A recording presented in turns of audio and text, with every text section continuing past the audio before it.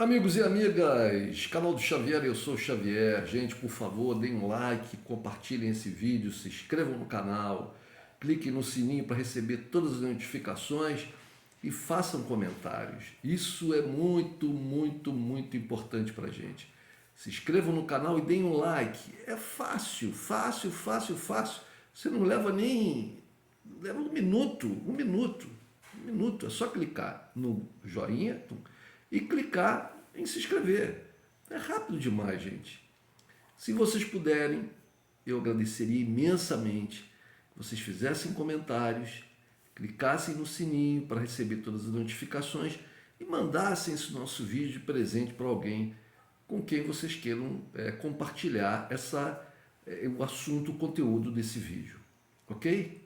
Eu agradeço antecipadamente. Gente, guerra na Ucrânia.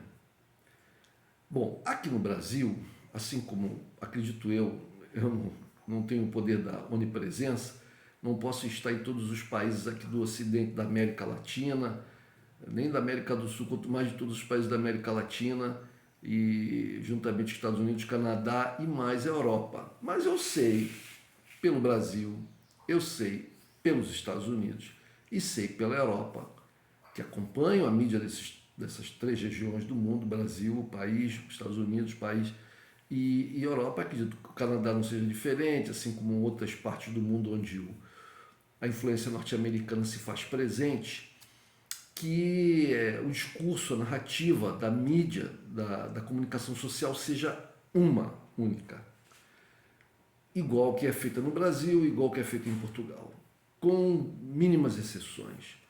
Em Portugal existem exceções relevantes, como são, por exemplo, a CNN Portugal, que tem lá o Major-General Agostinho Costa, que é um oásis no deserto quando se refere a questões da Ucrânia e da guerra na Ucrânia, da Rússia, etc. E da participação dos Estados Unidos, da OTAN, da União Europeia, etc. Eu já vi também outros generais, majores generais portugueses, que se mostraram bastante coerentes com a realidade das coisas. Mas no restante da mídia, o que se tem é uma torcida pela Ucrânia, uma torcida pela ideologia, pelos interesses e pelo discurso norte-americano, tanto que, por exemplo, na mídia portuguesa, as menções que são feitas por muitíssimos dos comentadores, a maioria quase, situando-se esses que eu acabei de falar, alguns generais, o Alexandre Guerreiro também, etc., situando-se uns poucos, as menções que esses comentadores fazem são sempre a mídia e a pensadores, ou a políticos, ou a generais norte-americanos ou ingleses.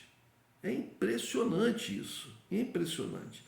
Eles tomam a palavra dessas pessoas como sendo a verdade absoluta dos fatos.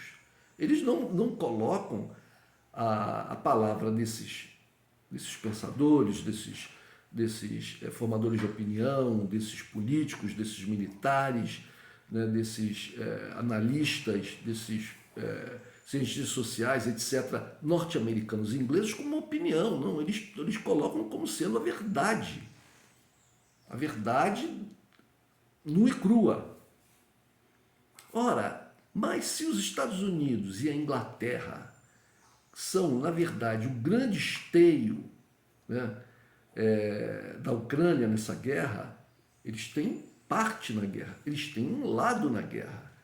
Então, se você só escuta o que essas pessoas dizem, né, o que esse lado diz, é uma verdade parcial, não é uma verdade absoluta. A mesma coisa se você for basear toda a sua análise sobre a guerra na Ucrânia, se basear somente na informação da Russia Today, né, do Sputnik, ou de qualquer outro órgão de comunicação russo, ou bielorrusso, ou iraniano. Entendem, gente? Então, esse é que é o problema. Então, a nossa mídia aqui no Brasil, ela está completamente tomada. Ela não tem essa mínima independência que a CNN Portugal tem. Ela não tem. A grande mídia aqui, né? Os jornais, o Globo, a Folha de São Paulo, não aparecem jornalistas, pessoas da política ou das Forças Armadas, muito menos, ou cientistas sociais, ou analistas políticos, não aparecem, né, especialistas em relações internacionais, não aparecem pessoas que tenham uma visão, um posicionamento que contrarie a narrativa norte-americana, inglesa, OTAN, não tem. Então, o que a gente vê na televisão, nos jornais, nos portais de internet? O que a gente vê? A grande vitória da Ucrânia sobre a Rússia, o grande avanço da Ucrânia tomando, e a fuga desesperada e a derrota dos russos. Gente, a Rússia... Não, e aí, eles, para que a narrativa tenha corpo, eles falam o seguinte. Outro dia eu vi, ontem, se não me engano, eu vi o Paulo Portas, político de direita português, que agora parece que virou comentarista da CNN. Comentarista. Então ele falando que a Rússia tinha 4 planos. O plano A, que era a tomada rápida da Ucrânia, tomada de Kiev e terminar a guerra em 2 semanas. Esse era o plano A dos russos. Ele não diz qual era a fonte que ele tinha lá no Kremlin, no governo russo, para dizer que essa era a ideia que os russos tinham da guerra. Isso tudo é uma análise que ele faz olhando de longe, mas ele já diz que era esse o plano. Esse é o plano. Ele não coloca... Eu acho, penso que os russos... Não. Ele diz o seguinte, os russos tinham um plano A, que era esse. Esse plano deu errado. Aí eles partiram para a região de Kharkiv. E aí deu errado. E aí eles partiram para outro terceiro, que era dominar todo o litoral do Mar Negro da Ucrânia. E deu errado. Agora eles estão perdendo a única capital de província que eles têm, que é Kherson, que é uma cidade muito importante e tal. Então alguma coisa está muito errada na Rússia. Bom, tudo isso é o que ele deduz. É o que ele deduz, não é a informação. Ele não sabe o que passa pela mente dos russos. A gente pode até pensar, bom, os russos pensaram isso, pensaram aquilo, mas a gente tem que afirmar que isso é o que a gente acha e não o que é a realidade, porque a gente não sabe o que os russos pensavam. Agora, o fato, gente, o fato real, hoje é dia 12/11 já, né? Estamos aqui na manhã do dia 12/11. E hoje, no dia 12/11, a Rússia detém uma parcela considerável ocupada do território ucraniano. A Rússia detém uma parcela considerável do litoral ucraniano no Mar Negro ocupada. A Rússia liberou os portos que ainda não tinham sido ocupados por eles, da Ucrânia, para o comércio de grãos, porque a Rússia fez um acordo com a ONU, juntamente com a Turquia.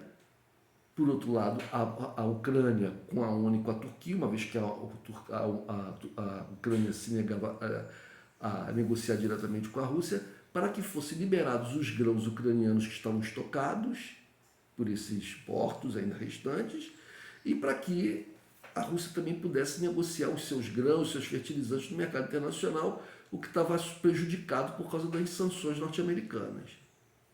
Então, os russos liberaram, porque os ucranianos não conseguiam abastecer os navios e fazê-los zarpar mar afora, porque a frota russa não permitia. Então, gente, se hoje em dia os navios russos saem, os navios ucranianos saem com grãos para diversos destinos no mundo, é porque os russos estão permitindo. A Crimeia foi tomada pelos russos. A região do Donbás foi tomada, a Crimeia foi tomada lá atrás. A região do Donbás, né, Lugansk e Donetsk, foi tomada pelos russos. A maior parte do litoral ucraniano no Mar Negro foi tomado pelos russos e continua tomado. Os russos, os ucranianos conseguiram retomar território, sim, mas não porque fizeram uma batalha muito intensa com os russos e venceram. Não, os russos simplesmente retroagiram. Os russos simplesmente retroagiram. Eles se retiraram. Mas eles se retiraram para posições mais atrás, dentro do território ucraniano que eles ocuparam. Se a guerra para hoje, gente, se a guerra para hoje, a Ucrânia tem um pedação seu que não é mais seu. A Ucrânia, afirmam aí as fontes ocidentais, que o PIB ucraniano vai cair 35%, o que eu desconfio que é pouco. Eu desconfio que é pouco. Esse número ele é diminuído para não criar muito impacto até na própria economia ocidental, porque o Ocidente tem que continuar bancando a Ucrânia. E esse bancar do Ocidente na economia ucraniana está na casa dos bilhões e bilhões de dólares, que tem que ser pagos por quem? Pela Inglaterra, pelos Estados Unidos, pela União Europeia. E essas regiões do mundo estão sofrendo problemas econômicos. Vejam o que está acontecendo na Inglaterra. Vejam o que está acontecendo, desculpe gente, na União Europeia, com o aumento do preço dos produtos em geral, com o desemprego aumentando, com faltando mercadoria em supermercados, né? O inverno se aproximando, o preço dos combustíveis, tanto o petróleo como o gás, disparando, né? E o inverno se aproximando, e os países não sabendo se vão conseguir passar esse inverno tranquilos por causa da falta do gás, e já estão fazendo projeções até para o próximo inverno como sendo um inverno que vai ser difícil, muito difícil. Então, o Ocidente, se a Rússia, por um lado, sofreu consequências por causa das sanções e tal, eles conseguiram resistir bem, né? Porque a Rússia é um país sozinho, é um único país, contra a União Europeia, Estados Unidos e mais os outros aliados americanos, Japão, Israel, Coreia do Sul, Austrália, né? Então, é a Rússia lutando contra os Estados Unidos e todos os seus aliados, que são muitos. Então a Rússia está resistindo muito bem, mas a União Europeia e os Estados Unidos estão aí, os organismos internacionais falando que eles vão passar por uma recessão. Vão passar por uma recessão. Teme-se até uma estagflação para 2023, estagflação, pior cenário. Inflação com estagnação econômica.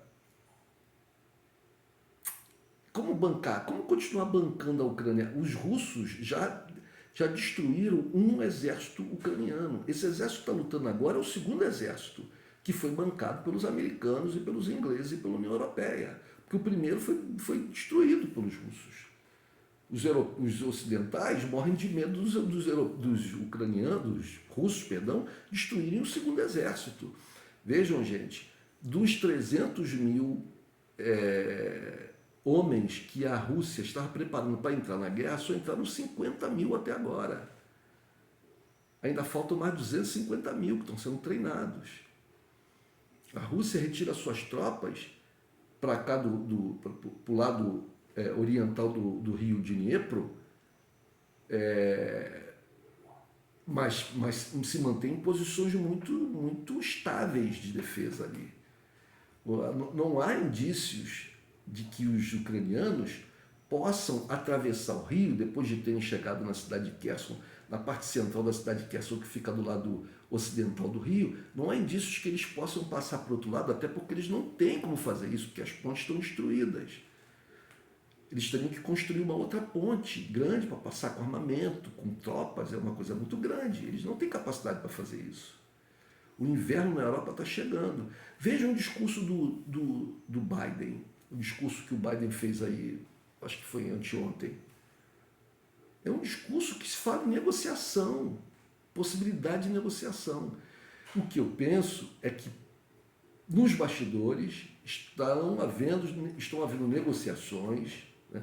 Lembrem-se que quando da guerra da Síria, que os americanos perderam a guerra da Síria, os objetivos que os americanos tinham, aquela derrubada do governo de Bashar al-Assad, não foram alcançados porque os russos colocaram armamento, treinaram o exército sírio, colocaram seu pessoal lá e conseguiram reverter a situação e impedir que os americanos e aqueles que eram treinados pelos americanos derrubaram o Bashar al-Assad. Lembram-se que o último ato dessa guerra com a presença americana foi o lançamento de um ou dois mísseis de um navio norte-americano que atingiram tropas sírias e parece que atingiram, inclusive até, se não me falha a memória, atingiram até um aparelho, um armamento russo, uma bateria antiaérea russa, se não me engano. Pode ser que eu esteja enganado com relação a isso. E esperava-se que a Rússia, né, falava-se que a Rússia poderia reagir, mas a Rússia não reagiu. E isso não foi muito bem entendido. Como assim? Os americanos estão perdendo a guerra, de um navio distante lançam dois mísseis que atingem as forças sírias, que estão aliadas, né, dos russos, e inclusive atingindo material russo, e os russos não reagem. Não reagem. Vou dar um outro exemplo para os senhores. Na guerra da Síria também, a aviação turca derrubou um avião russo. Ou foi a aviação russa, ou foi a aviação turca, ou foram baterias antiaéreas turcas. Não me lembro exatamente, mas derrubaram um avião russo. E esperava-se que isso deflagrasse uma guerra entre a Rússia e a Turquia. O Putin chegou até a falar alguma coisa, mandar uma mensagem mais dura para a Turquia, mas acabaram não reagindo. E no final chegaram num acordo. O que acontece é que, enquanto que o Ocidente joga para a galera, o Ocidente joga para a torcida, os russos jogam no jogo, no campo. Eles jogam para vencer o jogo no campo. O Ocidente joga muito para a torcida. Gosta muito de fazer jogadas bonitas e tal para a torcida. Mas a gente tem que ver no final do jogo, né? Quem é que vai ganhar ou quem é que vai perder. Isso vai dar empate. O que eu penso é que estão havendo negociações nos bastidores e há sinais muito claros de que vai haver uma espécie de uma estagnação dessa guerra, né? Uma paralisação dessa guerra, até porque o inverno na Ucrânia vai ser terrível. E aí a gente só vai saber como as coisas vão se desenrolar depois do inverno. Enquanto isso, eles vão ficar em tratativas. Vão continuar a haver algumas escaramuçazinhas, algumas coisas, mas eu acho que para tudo e aí vão tentar chegar num acordo. Mas se chegam num acordo, se fazem um acordo agora, eu volto a dizer para os senhores, a Ucrânia perdeu uma parcela considerável do seu território. Muito dificilmente será devolvido pela Rússia. Muito dificilmente. Então, a Rússia entrou na guerra, e se o Ocidente pensou, a Rússia queria isso, queria aquilo outro, mas a guerra terminando hoje, quem vence é a Rússia. Teve um custo alto, inclusive em vidas, um custo econômico, etc. Mas a Ucrânia é muito maior. E a União Europeia e o Ocidente, que estavam de longe ali, mexendo os barbantinhos, né, do marionete lá do Zelensky, da Ucrânia, muito também. Lembrem-se que também se fala muito. Porque como esse Paulo Portas lá falou, e isso é a narrativa aqui da mídia ocidental, que a Rússia pensou que ia ganhar a guerra em 2 semanas. O Ocidente também pensou, isso é noticiado, que em 2 semanas, ou pouco tempo, em um mês, acabava com a economia russa. Acabava com a economia russa. Façam uma pesquisa, Busquem notícias lá de fevereiro, março, né? Logo depois das sanções, começa a guerra e vem as sanções, vocês vão ver as notícias que a economia russa não ia resistir. A Rússia foi banida do SWIFT. A Rússia teve uma grande parcela, por volta de 30%, alguma coisa assim, das suas reservas internacionais bloqueadas, garfadas pelo Ocidente. A Rússia teve o seu comércio proibido praticamente com todos os países subordinados aos americanos, Europa, Japão, Israel, Coreia do Sul, Austrália, etc., né? E outros países do mundo que não pertencem a esse, né, que não estão submetidos tão fortemente a essa influência norte-americana, mas que continuam recebendo a sua influência, como aqui a América Latina, foram pressionados a fazer a mesma coisa. Mas os Estados Unidos não conseguiram, porque o mundo todo, eles gostam muito de falar isso, né, que o mundo todo sanciona a Rússia, o mundo todo condena a Rússia, mas não é assim, não é o mundo todo. Pelo contrário, se fosse o mundo todo, a Rússia realmente só restaria a ela jogar os seus mísseis, seus artefatos nucleares, mas não é o mundo todo. A América Latina não seguiu essas diretrizes norte-americanas, a África não seguiu, a China não seguiu, a Índia não seguiu, né? E vários outros países. Então, se a guerra termina hoje, gente, tem mortes e feridos dos dois lados, mas a vantagem continua sendo da Rússia. Um abraço, gente.